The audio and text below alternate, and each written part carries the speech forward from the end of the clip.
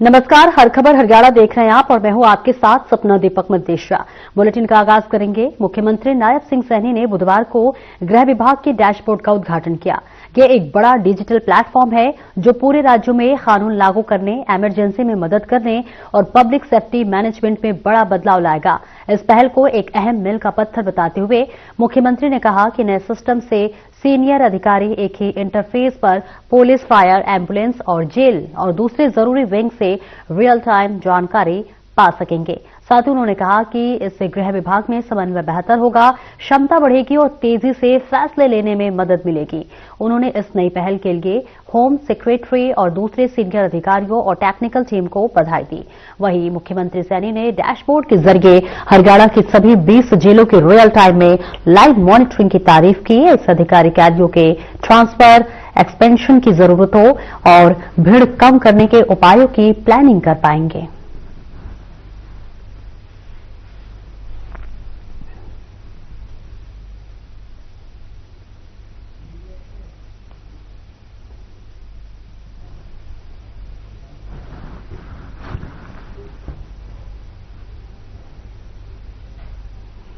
मुख्यमंत्री नायब सिंह सैनी की अध्यक्षता में बुधवार को state board for wild life की 8वीं बैठक आयोजित हुई, जहां पर इस दौरान बैठक में राज्य के वाइल्ड लाइफ संरक्षण को सुदृढ़ करने और सुरक्षा उपायों को बढ़ाने से जुड़े कई महत्वपूर्ण प्रस्तावों को मंजूरी दी गई।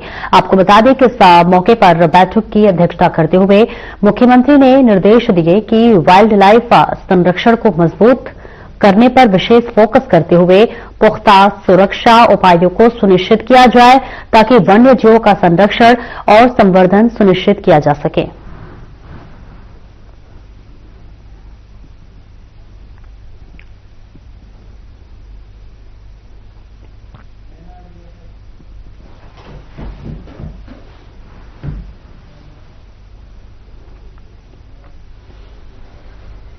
और आगे बढ़ेंगे। मुख्यमंत्री नायब सिंह सैनी ने बुधवार को सहकारिता विभाग की बजट घोषणाओं की प्रगति की समीक्षा बैठक की अध्यक्षता की, जहां इस दौरान मुख्यमंत्री ने कहा कि दुग्ध उत्पादक प्रोत्साहन योजना के तहत सोसाइटियों को प्रोत्साहन राशि का भुगतान शीघ्र करने की व्यवस्था सुनिश्चित की जाए। उन्होंने पशुपालन और डेयरी विभाग और सहकारिता विभाग को आपसी समन्वय के साथ योजनाएं तैयार कर पशुपालकों को अधिकतम लाभ सुनिश्चित करने के निर्देश दिए। साथ ही उन्होंने कहा कि सरकार का लक्ष्य गरीब परिवारों के लिए स्थायी आय के साधन विकसित करना और ग्रामीण अर्थव्यवस्था को सशक्त बनाना है।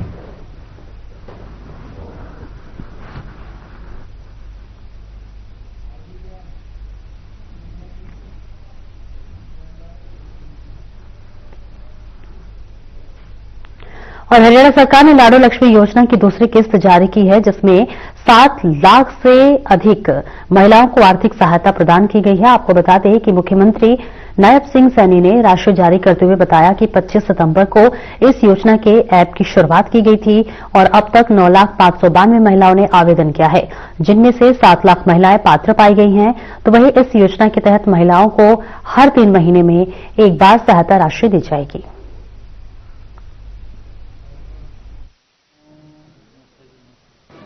सभी पत्रकार, छायाकार मित्रों का आज हम सब के लिए, पूरे हरियाणा की बहनों के लिए ये खुशी की बात है कि आज दीनदयाल लाडो लक्ष्मी योजना की दूसरी किस्त जारी हुई है। इस मौके पर हमारे साथ हमारे विभाग के मंत्री कृष्ण कुमार बेदी जी और हमारे सेवा विभाग के एसीएस जी अनुपमा जी, पांडुरंग जी, उपस्थित सभी पत्रकारों एवं छायाकार मित्रों, जैसा कि मैंने अभी बताया भी है कि आज हमने दीनदयाल लाडो लक्ष्मी योजना उसकी दूसरी किस्त जारी की है। मुझे खुशी है कि इस योजना के तहत आज 7,01,965 हमारी लाभार्थी बहनों के खातों में आज लड्डू लक्ष्मी पहुंची है, उनके खातों में राशि डाली गई है। हमने गत 25 सितंबर को आप सबके बीच में बैठ करके दीनदयाल लड्डू लक्ष्मी योजना ऐप का शुभारंभ किया था। पंडित दीनदयाल जी उपाध्याय जी की जन्म जयंती, उनके 109वें जन्म दिवस के अवसर पर हमने उनके खाते में 2100 रुपए डालने का काम वो किया था। साथियों, यह इस ऐप पर 30 नवंबर तक, जो अभी ये 30 नवंबर गया है,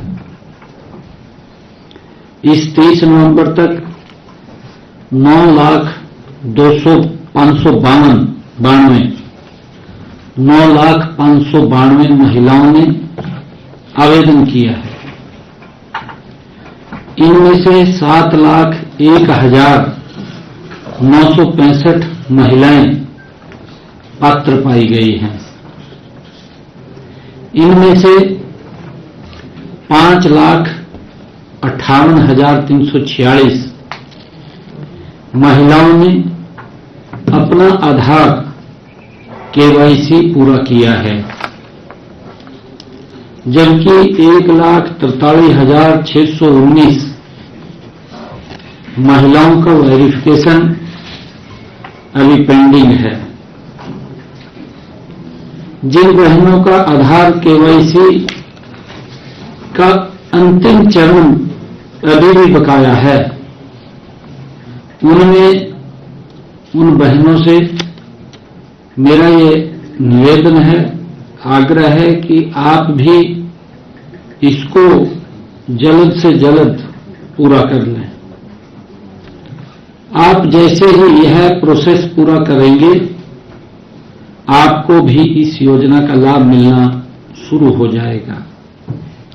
साथियों, आप जानते हैं कि इस योजना का लाभ, जैसा मैंने पीछे बताया भी था, कि 23 वर्ष या इससे अधिक आयु की महिलाएं इस योजना के साथ जुड़ सकती हैं, लाभ ले सकती हैं, जिनके परिवार की वार्षिक आय 1 लाख रुपए से कम है।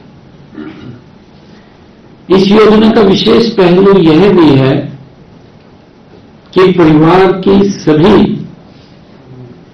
महिलाएं इस योजना का लाभ ले सकती हैं।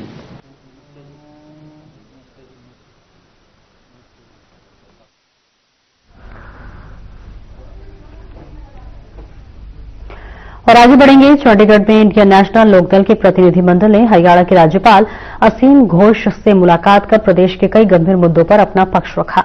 पार्टी ने मानसून के चलते खेतों में हुए जलभराव से किसानों की खराब होती फसल, न्यूनतम समर्थन मूल्य न मिलने और ट्रैक्टर रजिस्ट्रेशन फीस में 10 गुना बढ़ोतरी जैसे मुद्दों पर कड़ी नाराजगी जताई।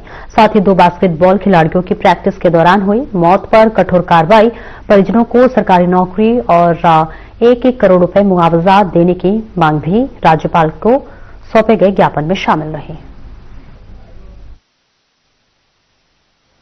हम महामहिम से 5 इश्यूज के ऊपर चर्चा करके आए हैं। एक तो जल भराव में, जो आज भी हरियाणा में 12 डिस्ट्रिक्ट इफेक्टेड हैं, जहां आज भी खेतों में पानी खड़ा है, किसान अगली फसल भी नहीं बो सकता, उनको ना कोई मुआवजा और ना ही कोई आश्वासन पानी निकालने का, और ना ही कोई अगली फसल में उनको कंपनसेट करने की बात कही। उसके लिए हमने रिक्वेस्ट करी कि आप सरकार से इस बारे में बात करो और किसान को कंपनसेट करवाओ। पंजाब की सरकार ने किया है, हमें भी करवाना चाहिए, करना चाहिए।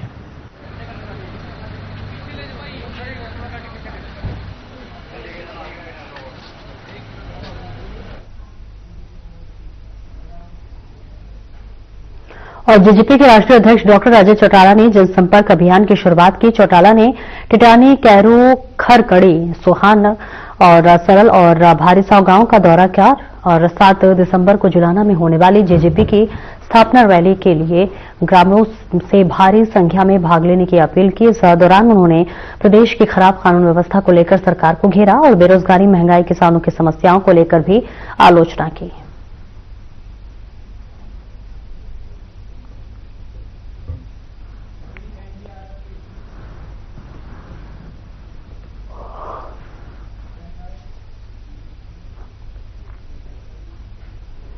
और पानीपत के नौलथा गांव में सोमवार 1 दिसंबर को हुई 6 वर्षीय बच्चे की विधि की हत्या की ब्लाइंड वारदात का पुलिस ने महज 36 घंटे में पर्दाफाश कर साइको किलर आरोपी महिला को गिरफ्तार किया।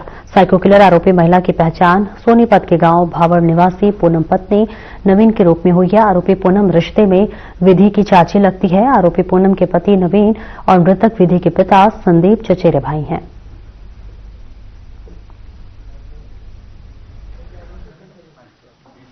1 दिसंबर को शाम को एक कंट्रोल रूम में सूचना मिलती है कि एक 6 साल की बच्ची विधि नौलथा गांव में तो पानी के टब में डूबने से उसकी मृत्यु हो गई है। पुलिस मौके पर पहुंची, शुरुआती छानबीन की, पता लगा कि एक जब वो डेड बॉडी रिकवर हुई इसकी तो कमरा बाहर से बंद था, तो हालात संदेहजनक थे। तो बॉडी को वहां से शिफ्ट करवा के हॉस्पिटल में रखवाया गया और उसमें हमने मर्डर का केस, जो सीन ऑफ क्राइम टीम और जो प्राइमरी लगने से देखने से मौके को लगा था कि भाई इसमें हत्या की आशंका और हत्या ही लग रही थी, तो उसमें 6 साल की बच्ची विधि की जो हत्या थी उसमें हमने एफआईआर दर्ज करके 2 तारीख को हमारी क्राइम टीम और डीएसपी जो हमारे सीएडब्ल्यू नवीन, उनकी एक टीम बना के इसके अनुसंधान में हमने लगाया था। लड़कियों करती है वो तो छुपाने के लिए मैं कभी पकड़ी न जाऊं और डेस्परेशन में अपने बेटे को भी इसने पानी में डुबो दिया, उस टाइम में कभी पकड़ी न जाऊं। इसी ने जो बताया है जो कि सुंदर बच्ची को देखते ही इसको चिढ़ मचती है या कभी बड़ी होकर मेरे सुंदर ना बन जाए, इस तरह की बात इसके दिमाग में बहुत ज्यादा पढ़ी लिखी नहीं है कि बहुत ज्यादा पढ़ी लिखी है, बस है साइको टाइप है लेडी।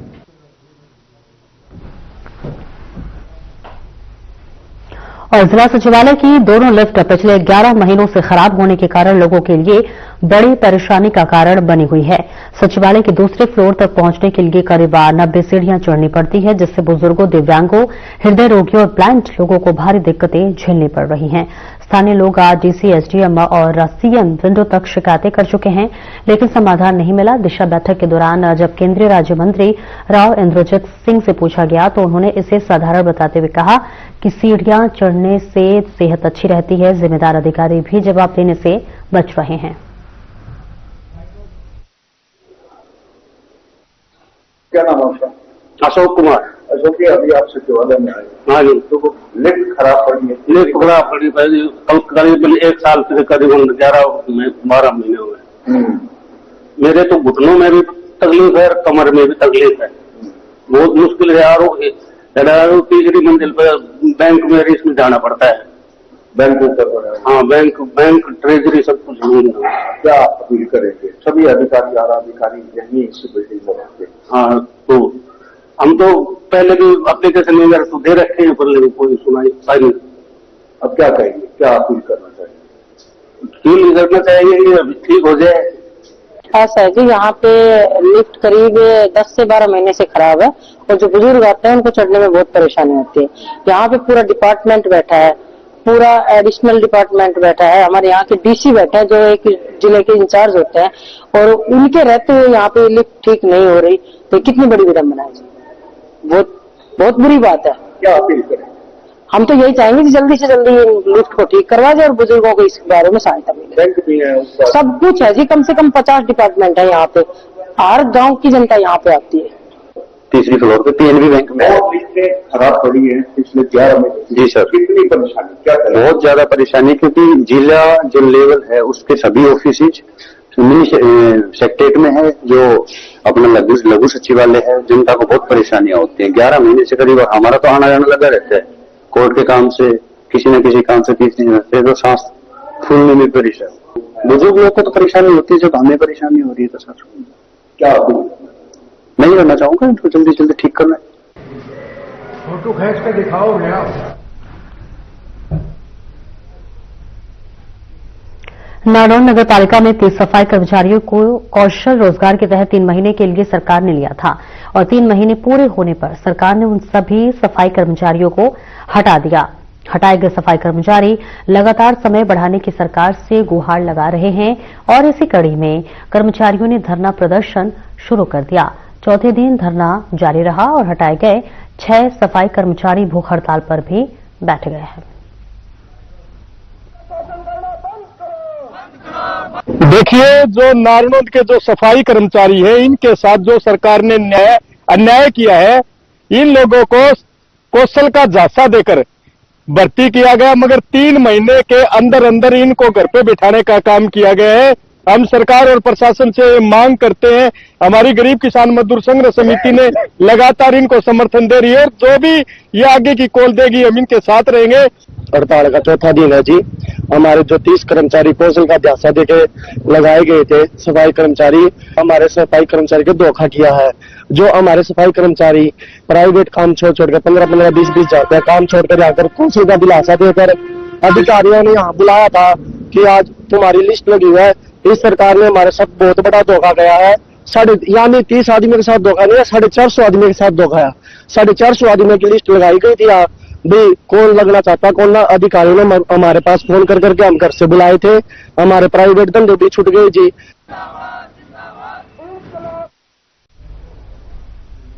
और खबर गिराना क्षेत्र से सामने आई है, जहां एक हैरान कर देने वाला मामला सामने आया है, जहां करसोला गांव में बीती 29 नवंबर की रात चोरी की बड़ी वारदात सामने आई है। गांव की पंचायत के 2 झोटे अज्ञात चोरों द्वारा चोरी कर लिए गए। पंचायत ने आज माफ कीजिएगा, कल बुधवार को इसकी शिकायत पुलिस को दी। गांव के सरपंच महेंद्र ने पुलिस को दी शिकायत में बताया कि पंचायत ने करीब 2 वर्ष पूर्व इन दोनों झोटों को लगभग 4 लाख रुपए की कीमत में खरीदा था। ग्राम पंचायती उपयोग के लिए पाले गए ये झोटे गांव की संपत्ति माने जाते थे। सरपंच ने बताया कि रात के समय चोरों ने सुनसान मौके का फायदा उठाते हुए दोनों झोटों को चोरी कर लिया और उन्हें गांव से बाहर कहीं ले गए।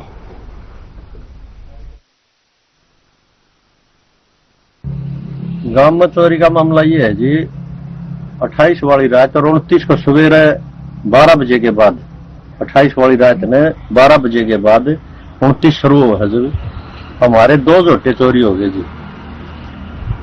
तो सीसीटीवी फुटेज में क्या दिखाई दे रहा है? सीसी फुटेज में फिरनी पर गए 2 आदमी झोटन बांध के ले जाए हैं, मोरी घाल रहे हैं, एक बाइक पकड़ रहा है, एक झोटन ले जान लाग रहा है और वो गितौली वाले रास्ते पर ले जाओ। अच्छा। फिर एक गाड़ी आवा है 3:35 पर जी, वो गाड़ी गितौली वाले रास्ते पर चली जाओ है। वहां से फिर झोटा छोटा आ गया ने और उल्टा भाग गया है। दरखास्त प्राप्त हुई थी, जो फुटेज मौका पे जाके हमने चेक किया तो 4 बजे का करीब का टाइम, शायद 4 थोड़ा सा पहले टाइम आई है। चोरों को जल्द से जल्द पेश करेंगे।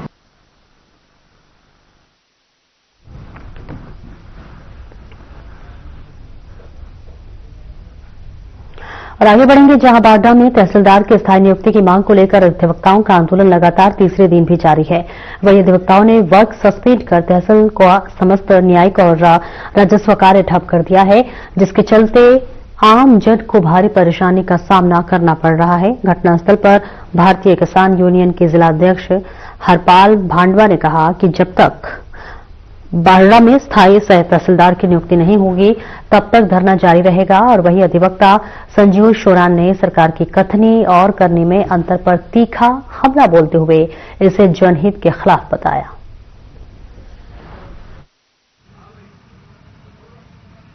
धरना पे बैठे हमें 3-4 रोज हो चुके हैं और आज तक हमारी कोई सुनवाई नहीं हो रही। नए तो तहसीलदार परमानेंट आया हुआ है, नए नायब तहसीलदार आया है और आज तो एसडीएम भी नहीं है, वो भी छुट्टी पर गया हुआ है। लोग बड़े परेशान हैं। जो पढ़ने वाले विद्यार्थी उनका न तो कोई जाति प्रमाण पत्र बनने है न कोई डोमिसाइल बनना है, न कोई एफिडेट कॉलेज में एडमिशन लेना हो, स्कूल में एडमिशन लेना हो, या कोई नौकरी के लिए भी एफिडेट बनवाने के लिए आता है, जो जाना पड़ता है नौकरी के लिए, वो भी अटेस्ट नहीं हो रहा है। और किसान साथी हैं जो किसान क्रेडिट कार्ड बनवा रहे हैं, उनकी एक एक महीने से रजिस्ट्री रुकी हुई है। कोई जमीन नाम करवाना चाहता है या मोल लेना चाहता है, उनकी भी लगभग 1-1.5 महीना हो चुका है, कोई रजिस्ट्री वगैरह कुछ नहीं हो रही है, न कोई इंतकाल दर्ज हो रहा है।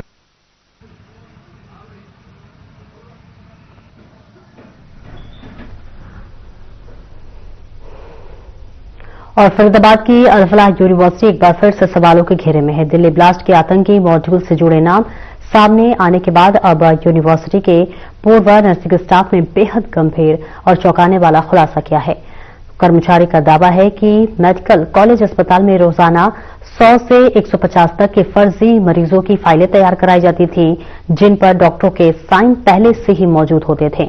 इतना ही नहीं, अस्पताल में रात के वक्त ड्यूटी करने वाले कश्मीरी मेडिकल स्टाफ और डॉक्टर अक्सर पाकिस्तान की तारीफ करते दिखते थे और कई बार पाकिस्तान जिंदाबाद के नारे भी लगाते थे। आरोप है कि इन फाइलों का इस्तेमाल गरीब मरीजों के इलाज के नाम पर फंडिंग जुटाने के लिए किया जाता था और जो कर्मचारी फाइलें बनाने से मना करता था उसकी सैलरी काट दी जाती थी। जी हां, इस बीच यूनिवर्सिटी में पढ़ रहे बच्चों के भविष्य को लेकर चिंतित 360 से ज्यादा पेरेंट्स ने केंद्रीय मंत्रियों, हरियाणा सरकार और एनएमसी को पत्र भेजकर हाई लेवल कमेटी बनाने की मांग की है, जिससे छात्रों की पढ़ाई, इंटर्नशिप और रजिस्ट्रेशन पर कोई खतरा न आए। बढ़ती जांच और आरोपों के बीच स्टूडेंट्स डरे हुए हैं और अभिभावक लगातार सवाल उठा रहे कि आखिर उनके बच्चों का भविष्य क्या होगा। हाँ सर, मैं कहना चाहूंगा, अगर मेरे साथ कोई हादसा होता है या कोई दुर्घटना होती है, जब मैंने जो बोला हुआ ये सच है, मेरे साथ ये घटना घटित हुई है यूनिवर्सिटी में, तब जाके मैंने मैनेजमेंट को छोड़ा है। और यहाँ के अगर होता है मेरे साथ कोई हादसा तो उसके रेस्पॉन्सिबल मैनेजमेंट होगा अल-फलाह यूनिवर्सिटी का, इसके लिए ये रेस्पॉन्सिबल होंगे। क्योंकि ये एक मैंने अपने स्टाफ के प्रति ये किया है कि अगर मेरे साथ में ऐसा हो रहा है तो बाकी स्टाफ के साथ क्या हो रहा होगा। ये बहुत बड़ा एक तरह से फ्रॉड होता है यहाँ स्टाफ के साथ। मैच तो सर मैंने देखा नहीं था, बाकी हंसी मजाक में ऐसा होता था। पाकिस्तान जिंदाबाद के लगते थे ना? हाँ, कि हमारा पाकिस्तान बेस्ट है। और फरीदाबाद के फतेहपुर रातागा में छात्रों का 2 गुट आपस में भिड़ गया, जिसका वीडियो जो है वो लगातार सोशल मीडिया पर वायरल हो रहा है। वीडियो में देखा जा सकता है कि छात्र आपस में जमकर मारपीट कर रहे हैं। बताया जा रहा है कि ये विवाद एक दूसरे को गाली देने को लेकर हुआ था। उसके बाद छात्रों में जमकर लात घूंसे चले। हालांकि बाद में पुलिस ने मौके पर पहुंचकर मामले को शांत कराया।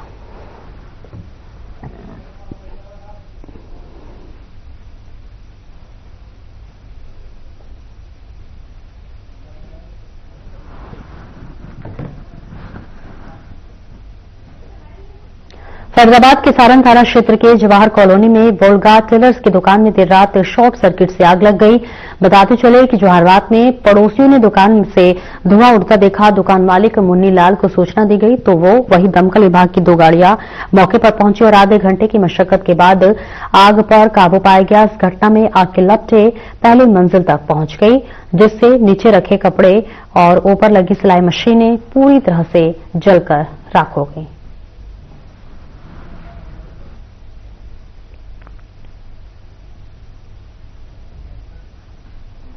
फिलहाल इस बुलेटिन में इतना ही। नमस्कार।